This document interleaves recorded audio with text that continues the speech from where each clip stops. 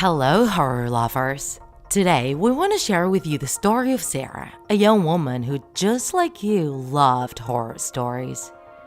Her passion was learning about inexplicable deaths and dark mysteries she found about on the internet.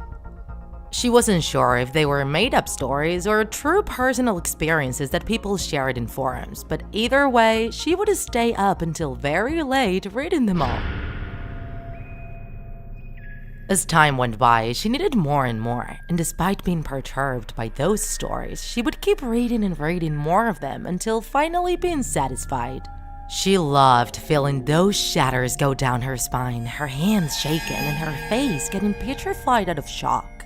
But without a doubt, what she loved the most was the fear that one of those terrible characters would actually appear behind her. The same thing kept happening night after night until one fateful night when curiosity really invaded her. So much so that she set herself to stay at the computer all night if necessary, searching for a story that would make her feel genuinely terrified.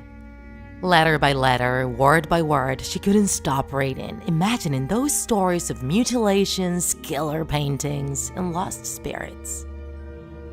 It was now 3 in the morning, the time at which some people say that the devil appears.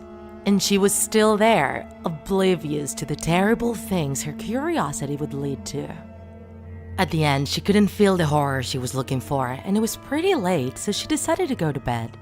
As always, she was joined by her stuffed bear, Sim.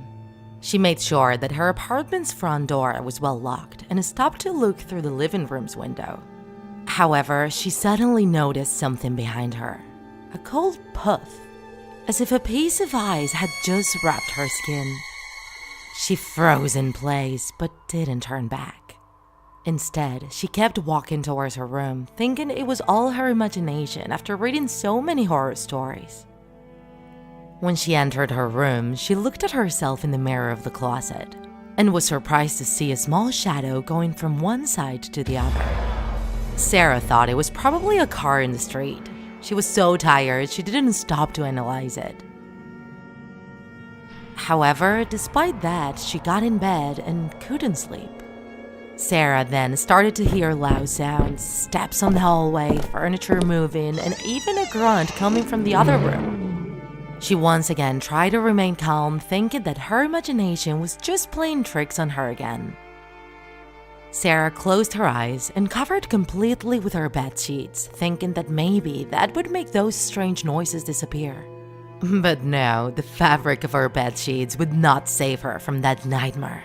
On her window, she could hear the sound of fingernails scratching a blackboard, as well as the melody of a poorly tuned piano. She was getting very nervous. It was as if everything around her was coming to life just to torment her. She wanted that torture to end, so she thought that maybe if she focused her mind on something else, it would finally be over. Thus, she went to grab her mirror from her nightstand and broke it. She was willing to wound herself if that meant those horrible sounds would stop.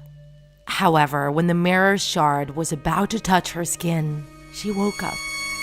She was sitting in front of her computer and had fallen asleep on her keyboard. She sighed in relief when she saw everything had just been one horrible nightmare. And thus, she turned off her computer for real and went to bed.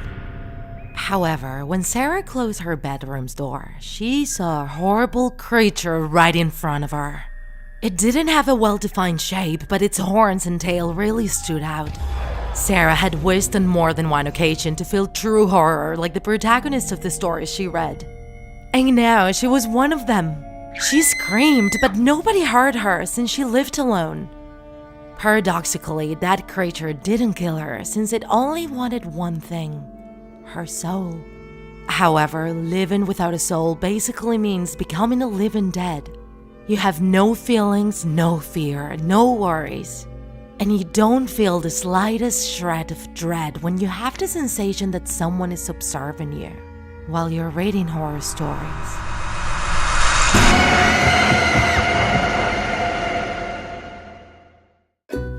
If you enjoyed this video, don't forget to like it, and if you want to see more Draw My Life videos, subscribe to our channel. See you in the next episode!